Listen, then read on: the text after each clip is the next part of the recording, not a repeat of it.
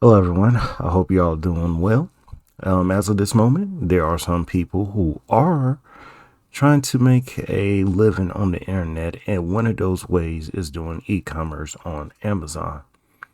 Now, I'm sure you've heard about the Amazing Selling Machine, which helps people sell their products on Amazon. Well, anyways, there was an article written in NPR that detailed the ways that Amazon, in regards to their sellers using their platform, are being undercut by Amazon itself. So let's get into the case. There's one case made by Douglas who sold his product Suavecito on Amazon in 2014. Now, if you don't know what Suavecito is essentially a specialty hair pomade and is used specifically for your hair. He basically ordered too much of it for his barbershop in East Lansing, Michigan, and he wanted to see whether he could offload some online, and he did just that. He started selling more hair and beauty products on Amazon, and soon that part time hustle became his full time business. He called that full time business, by the way, Top Shelf Brands. Within a couple of years, Douglas had more than 40 employees, ran 4 warehouses, and was bringing in $10 million in revenue. Soon, it was making $25 million. Sounds great, right? Sounds amazing. He's doing his side hustle, turns into a business. Everything is going on well. Today, Top Shelf Brands is bankrupt. Now, you may be wondering, how did this happen?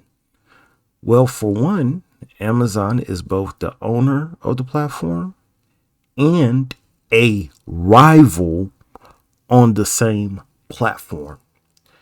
If you go onto Amazon and sell your product on Amazon, Amazon will analyze your product, create it, and compete against you. You heard that right. You go on Amazon and you sell your product, Amazon will analyze your product, create it, and compete against you. Second of all, Amazon does not let sellers directly connect with shoppers. It sits in between where it takes a cut off each sale. Amazon holds the data between you, the seller, and the customer, which is the buyer. If you want more data, you need to contact Amazon for that data, and they might just simply deny you your data. But once again, it's not really your data, that's Amazon's data. Okay. Now, thirdly, Amazon is also a big advertising business. A seller can pay to show up at the top of the search. So you might have the best beauty product, but if you don't pay, your listing can get buried. So Amazon has an ecosystem where you are competing against other bidders to have your ad appear before another bidder.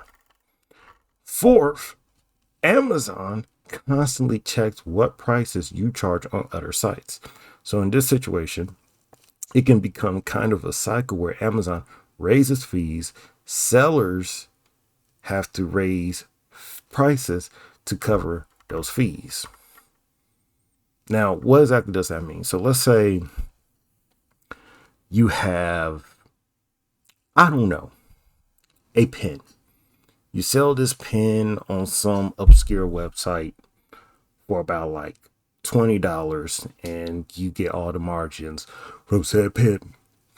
Now, Amazon will check that website as well as others and see whether or not they can undercut you. This, goes back down to what I was saying before.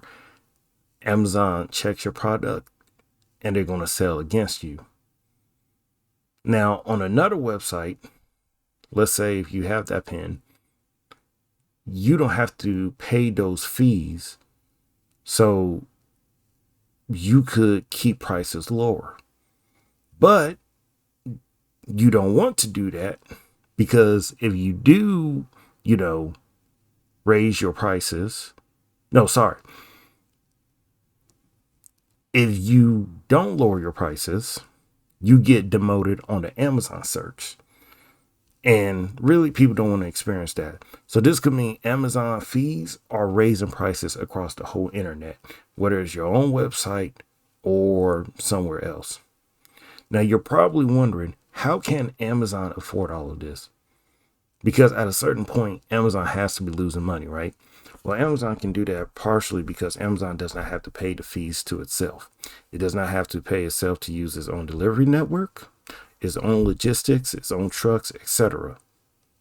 So you have this, myriad of examples on why Amazon is not a good place to sell your products only on their platform. Because one of the biggest problems with many of these people is the fact that they solely relied on Amazon. Okay. Now let's go back down to the gentleman from before, Douglas. Okay. He, within a couple of years, had 40 employees, ran 4 warehouses, and was bringing in $10 million in revenue. Okay. Now, what would I have consulted him to do if he was in that situation? Okay. Well, number one, I would have consulted him to have his own business. Now, why is that the case? Okay. Well, the case is that Amazon, as attractive as it is Amazon's platform. So they give you, access to their infrastructure. They give you access to their audience, which is the Amazon buyer. They give you access to basically their logistics network, supply network, etc., etc.